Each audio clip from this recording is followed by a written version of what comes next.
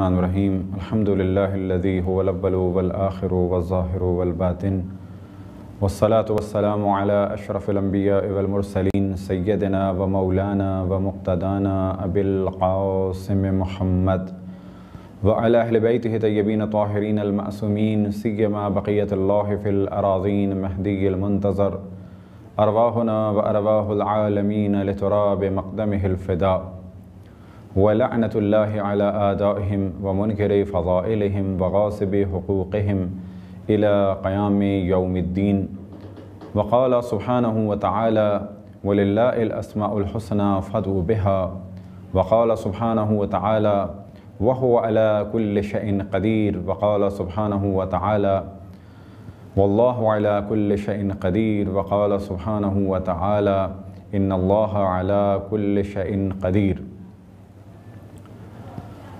اب تک ہماری گفتگو اس موضوع میں رہی کہ اس کائنات کا کوئی نہ کوئی خالق ہے۔ خالق کائنات یعنی اللہ سبحانہ و تعالیٰ کے وجود کو ہم نے اب تک مختصر الفاظ میں، سادہ ترین الفاظ میں، البتہ ہم کبھی بھی اس چیز کا دعویٰ نہیں کریں گے کہ جو ہم نے گفتگو کی اس میں کسی قسم کا نقص نہ ہو یا عیب نہ ہو، یا یہ کہ وہ مکمل اور دنیا کی سب سے بہترین گفتگو ہے، ایسا نہیں، بلکہ کوشش یہ ہے کہ بعض کلامی اور عقیدتی بحثوں کو آسان الفاظ میں مسلمانوں تک جس طریقے سے پہنچانا ممکن ہو پہنچایا جا سکے۔ لہذا یہ ایک ابتدائی بحثیں ہیں، انشاءاللہ اس کے ضمن میں کچھ سوالات ہوں گے، کچھ جوابات ہوں گے، اور اس کے بعد یہ سلسلہ چلتا رہے گا۔ یہ ایک مختصر سی مقدماتی گفتگو کا سلسلہ ہے۔ اس بات خداوند تبارک و تعالیٰ کے بعد جو اگلا مرحلہ آتا ہے وہ یہ ہے کہ جس خداوند تبارک و تعالیٰ کو ہم نے کائنات کا خالق ثابت کیا، آیا اس خداوند تبارک و تعالیٰ یعنی اللہ سبحانہ و تعالیٰ میں کچھ صفات پائی جاتی ہیں یا نہیں، اور یا کچھ صفات ایسی ہیں کہ جو نہ پائی جاتی ہوں؟ تو اس کا جواب یہ ہے کہ اللہ سبحانہ و تعالیٰ کی خالقیت کو ہم نے ثابت کیا، تو اس کے بعد یہ چیز ذہن میں رہے کہ جس اللہ سبحانہ و تعالیٰ کی خالقیت کو ہم نے ثابت کیا تو اس ذات مقدس میں کچھ صفات ثبوتیہ ہیں اور کچھ ایسی صفات ہیں کہ جن سے وہ منزہ ہے اور پاک اور پاکیزہ ہے۔ ایسی صفات جو اللہ سبحانہ و تعالیٰ میں پائی جاتی ہوں، یا بالفاظ دیگر ذات خداوند تبارک و تعالیٰ ان صفات سے متصف ہو، ان صفات کو کہا جاتا ہے صفات ثبوتیہ یا صفات کمالیہ یا صفات جمالیہ۔ ہمارا یہ عقیدہ ہے کہ اللہ سبحانہ و تعالیٰ کی صفات محدود نہیں ہیں، یعنی صفات ثبوتیہ محدود نہیں ہیں۔ علماء علم کلام نے عام طور پر صفات ثبوتیہ 8 بیان کی، البتہ بعض نے 3 بھی بیان کی۔ علامہ حلی نے 8 بیان کی، بعض نے اس سے زیادہ بھی بیان کی، لیکن حقیقت یہ ہے کسی نے بھی کبھی یہ دعویٰ نہیں کیا کہ اللہ سبحانہ و تعالیٰ کی صفات ثبوتیہ 3 ہیں یا 6 یا 7 یا 8 یا اس سے زیادہ، کیونکہ بعض حضرات نے 3 کو لکھا فقط، بعض نے 6، بعض نے 7، بعض نے 8، بعض نے اور زیادہ۔ حقیقت یہ ہے کبھی کسی نے یہ دعویٰ نہیں کیا کہ صفات ثبوتیہ خداوند تبارک و تعالیٰ ایک مخصوص مقدار میں ہیں، بلکہ وَلِلَّهِ الْأَسْمَاءُ الْحُسْنَىٰ خداوند تبارک و تعالیٰ کے بہت سارے اسماء ہیں، بہت ساری صفات ہیں۔ یہ صفات کتنی ہیں؟ تو یہاں پہ کہا جائے گا کہ ہر وہ صفت کہ جس سے خداوند تبارک و تعالیٰ کو متصف کیا جا سکے وہ سب صفات ثبوتیہ ہیں۔ البتہ جب کہا جائے اسماء الہی یعنی خداوند تبارک و تعالیٰ کے نام، تو وہاں پر اس جانب توجہ رہے کہ نام کے مسئلے میں عام طور پہ کہا جاتا ہے کہ یہ توقیفی ہیں۔ توقیفی سے کیا مراد؟ کہ یا وہ قرآن مجید سے ہیں، یا وہ رسول اللہ صلی اللہ علیہ وسلم کی احادیث اور دعاؤں کے ذریعے سے، یا پھر بعد میں مولا علی علیہ السلام اور باقی ائمہ اور جناب سیدہ کی احادیث و روایات یا ان کی دعاؤں کے ذریعے سے۔ البتہ بعض افعال کی نسبت جو قرآن مجید میں خداوند تبارک و تعالیٰ کی جانب دی گئی، ان سے بعض اسم بنائے جا سکتے ہیں، لیکن بعض اسم باوجود یہ کہ اس فعل کی نسبت اللہ سبحانہ و تعالیٰ کو دی گئی لیکن نہیں بنائے جا سکتے۔ وہ گفتگو انشاءاللہ اگر اللہ سبحانہ و تعالیٰ نے توفیق عطا فرمائی اسماء الہی کے موضوع میں، اور پھر انشاءاللہ اسم اعظم کیا ہے، اس موضوعات پہ بھی مختصر سی گفتگو ہوگی، لیکن نہ یہ ہمارا دعویٰ آج ہے، نہ یہ دعویٰ انشاءاللہ بعد میں ہوگا کہ جو بھی گفتگو ہے مکمل گفتگو ہے اور آخری گفتگو، ایسا نہیں ہے، بلکہ انشاءاللہ کوشش ہوگی کہ چاہے مختصر ہو لیکن صحیح گفتگو ہو۔ بعد میں جو سوالات سننے والوں کے ذہن میں آئیں گے انشاءاللہ تدریجاً اس کا جواب دیا جائے گا۔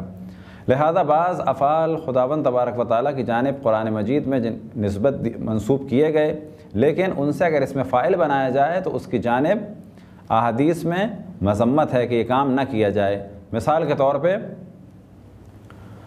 وَمَكَرُوا وَمَكَرَ اللَّهُ وَاللَّهُ خَيْرُ الْمَاكِرِينَ، انہوں نے مکر کیا، وَمَكَرُوا وَمَكَرَ اللَّهُ، اللہ سبحانہ و تعالیٰ نے ان کے ساتھ مکر کیا، وَاللَّهُ خَيْرُ الْمَاكِرِينَ، خداوند تبارک و تعالیٰ بہترین مکر کرنے والا ہے۔ اس آیت کا ترجمہ لفظی نہیں کیا جاتا بلکہ اس کے ترجمے کو اس طریقے سے بیان کیا جاتا ہے، وَمَكَرُوا، ان کفار و منافقین نے مکر کیا، وَمَكَرُوا وَمَكَرَ اللَّهُ، اللہ سبحانہ و تعالیٰ نے ان کے مکر کو باطل کیا، واللہ خیر الماکرین، اللہ مکر کرنے والے، سازش کرنے والے افراد کی سازشوں کو، مکر کو ناکام کر دیتا ہے۔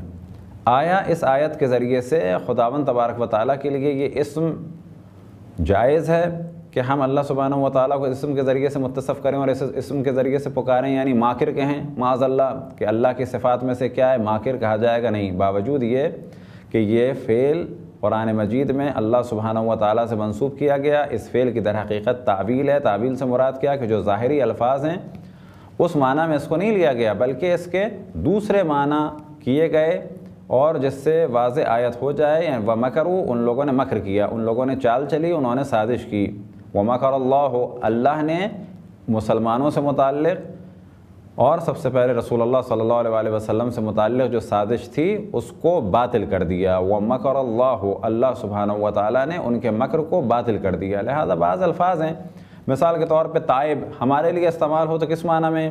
کہ ہم توبہ کرنے والے ہیں۔ اللہ سبحانہ و تعالیٰ کے لیے تائب سے بڑھ کر ایک اسم ہے، وہ کیا چیز ہے؟ تواب، صیغہ مبالغہ استعمال کیا جاتا ہے تواب۔ تو یہاں پر کیا مراد ہے؟ یعنی اللہ بہت زیادہ توبہ کرنے والا ہے؟ نہیں، وہاں معنی بدل جاتے ہیں کہ اللہ سبحانہ و تعالیٰ بندگان کی، مخلوقات کی لغزش کے بعد اگر وہ توبہ کریں تو بہت شدت کے ساتھ ان کی توبہ کو قبول فرماتا ہے، بہت ہی زیادہ توبہ کو قبول فرمانے والے کے لیے کہا جائے گا لفظ تواب۔ بس یہ ایک مختصر سی گفتگو تھی صفات خداوند تبارک و تعالیٰ سے متعلق۔ بس وہ صفات کہ جو اللہ سبحانہ و تعالیٰ میں پائی جاتی ہیں، یا بالفاظ دیگر اللہ سبحانہ و تعالیٰ کی ذات مقدس کو ان صفات سے متصف کیا جاتا ہے، ان صفات کو کہا جاتا ہے صفات ثبوتیہ یا صفات کمالیہ یا صفات جمالیہ۔ یہ صفات ثبوتیہ دو طریقے کی ہیں، یہ صفات ثبوتیہ دو قسم کی ہیں۔ ایک قسم وہ کہ جس میں فقط خداوند تبارک و تعالیٰ کی ذات مقدس کو ملاحظہ کیا جائے گا اور وہ صفت ابھر کے آئے گی، یعنی فقط اللہ سبحانہ و تعالیٰ کو نظر میں رکھا جائے تو وہ کون سی صفات ہیں؟ مثال کے طور پر علم خدا، مثال کے طور پہ قدرت خدا، مثال کے طور پہ حیات خدا، کہ جب بھی اللہ سبحانہ و تعالیٰ کا تصور کیا جائے گا تو حیات خدا کا تصور بھی آئے گا۔ لیکن بعض صفات ایسی ہیں کہ ان صفات کے لیے ضروری ہے کہ اللہ کے علاوہ کسی مخلوق کا بھی تصور کیا جائے، اور پھر اللہ سبحانہ و تعالیٰ کی جانب سے جب وہ لطف و کرم والا کام ہوگا اس مخلوق کے ساتھ، یا یہ کہ اللہ سبحانہ و تعالیٰ کی جانب سے جب ایک نعمت نازل ہوگی اس مخلوق کے لیے تو وہاں سے ایک مفہوم ابھر کے آئے گا۔ مثال کے طور پہ اللہ سبحانہ و تعالیٰ کے اسماء حسنہ میں سے ایک بہترین اسم ہے خالق۔ خالق در حقیقت صفات ثبوتیہ افعالی میں سے ہے۔ کیا مراد افعالی میں سے ہے؟ کہ جب اللہ سبحانہ و تعالیٰ کسی کو خلق کرے گا، جب یہ خلق کا مرحلہ ہو جائے گا تب اللہ سبحانہ و تعالیٰ کے لیے کہا جائے گا کہ اللہ خالق ہے۔ پھر اس چیز کو دوبارہ بیان کریں، جب اللہ سبحانہ و تعالیٰ کو تنہا نظر میں رکھا جائے تو پھر ایک صفت خود بخود ذہن میں آئے گی، مثال کے طور پہ خداوند تبارک و تعالیٰ حی ہے، یعنی زندہ ہے۔ لیکن جب ہم کہیں خداوند تبارک و تعالیٰ خالق ہے تو یہ مفہوم کب ذہن میں آئے گا؟ جب خداوند تبارک و تعالیٰ کسی کو خلق کرے۔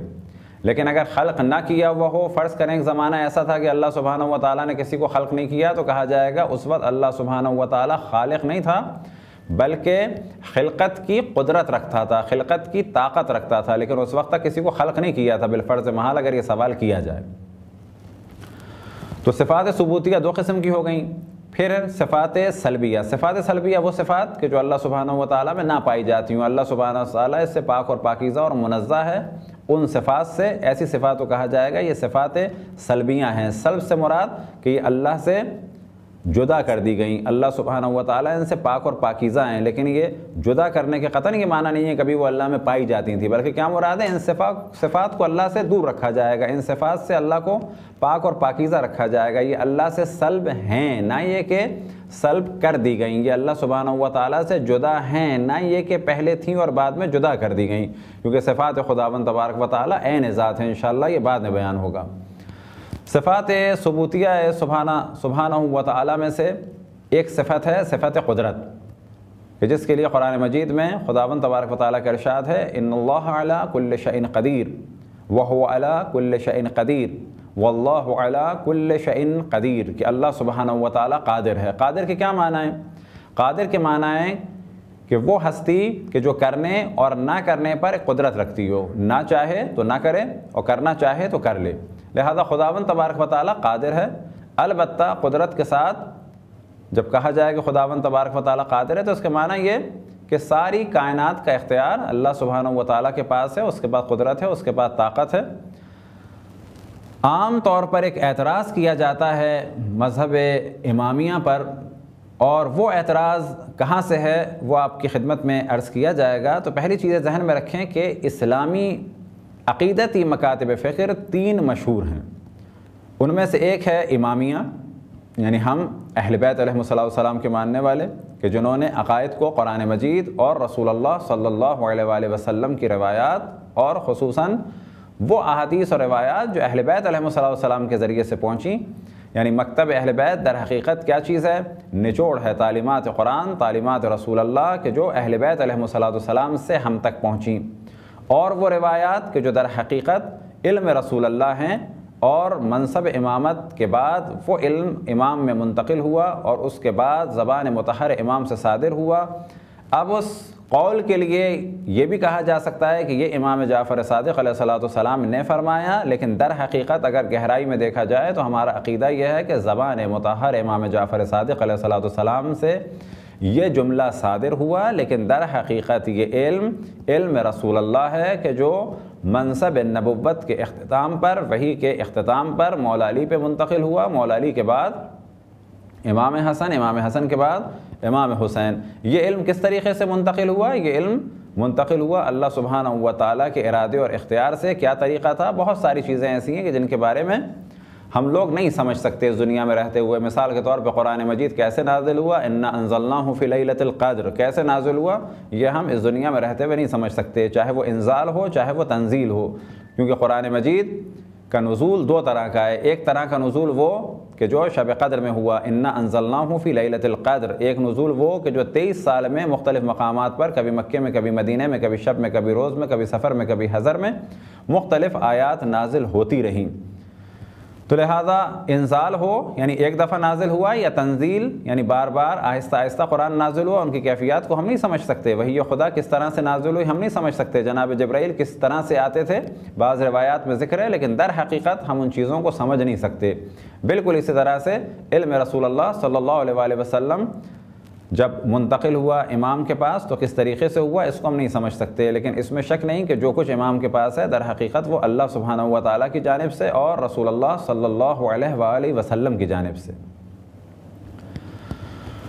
تو پہلا مکتب ہے مکتب امامیہ، اور دوسرا مکتب جو مشہور ہے وہ ہے مکتب معتزلہ، اور تیسرا مکتب ہے مکتب اشاعرہ۔ یہ 3 مکاتب فکر عقیدتی ہیں جو عالم اسلام میں مشہور ہیں۔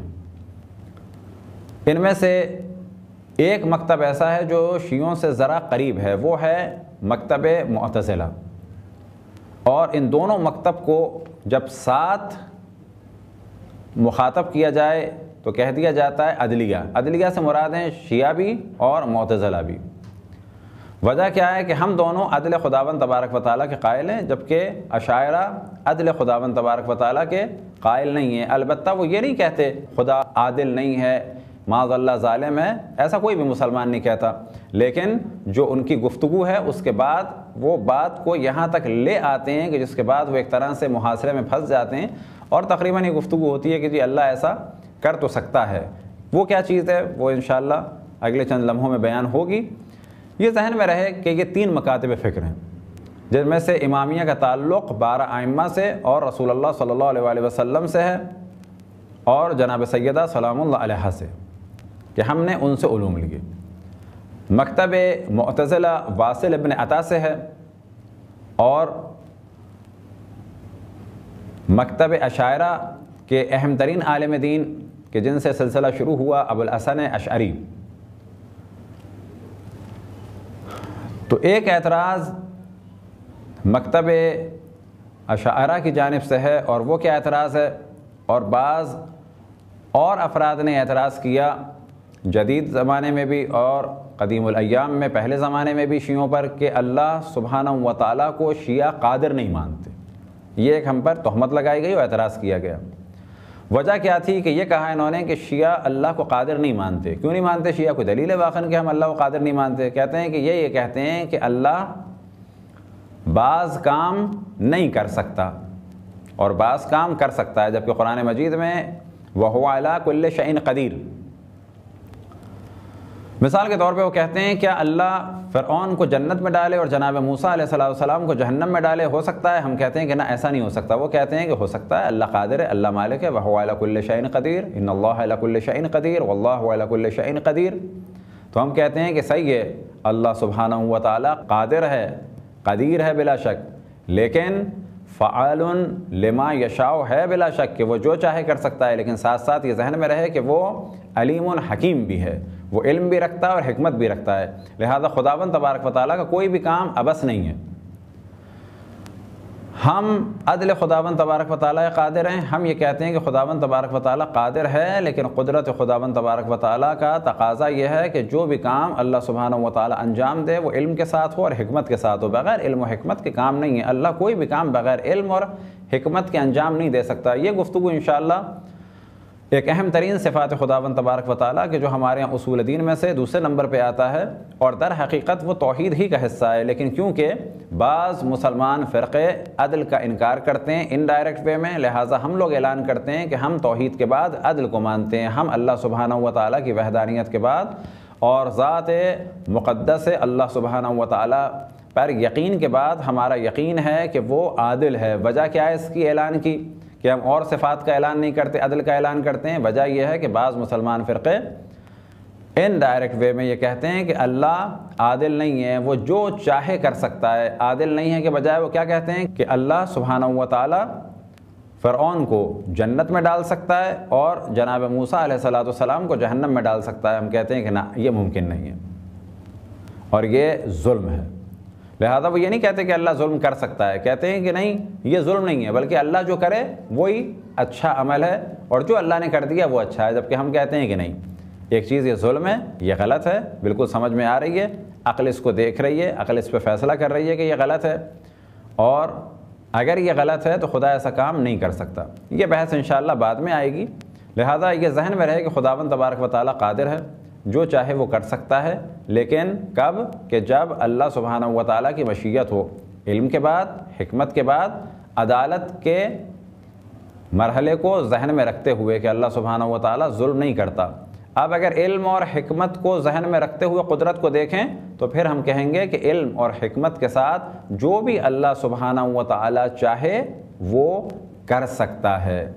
لہذا ایک اور چیز کی جانب توجہ رہے کہ جب ہم نے کہہ دیا کہ جو اللہ سبحانہ و تعالیٰ چاہے، ہم کیا کہتے ہیں کہ وہ صرف علم اور حکمت ہی کے ذریعے سے چاہ سکتا ہے، اور اس کی ہر خواہش جو ہے وہ علم اور حکمت ہی ہے۔ لہذا اگر کوئی اس قسم کا نظریہ رکھے تو اس کا ایک ٹکراؤ ہے مذہب اہل بیت کے ساتھ۔ ہم قدرت خداوند تبارک و تعالیٰ کے قائل ہیں، لیکن علم اور حکمت کے ساتھ۔ انشاءاللہ باقی گفتگو اس موضوع پہ سوال و جواب کی صورت میں جاری رہے گی۔ وصلی اللہ علی محمد و آلہ الطاہرین۔